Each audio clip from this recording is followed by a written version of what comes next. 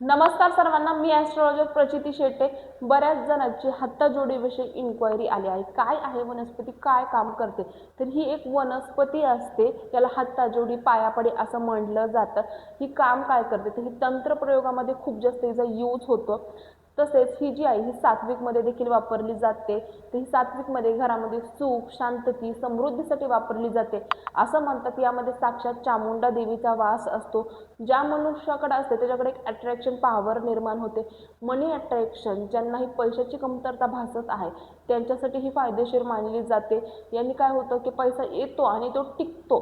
या प्रकारे याचा अनुभव खूप चांगला आलेला आहे. बऱ्याच लोकांना पैशा संबंधित व्यवहारासाठी या वनस्पतीचा जो उपयोग आहे हा फायदेशीर ठरलेला आहे.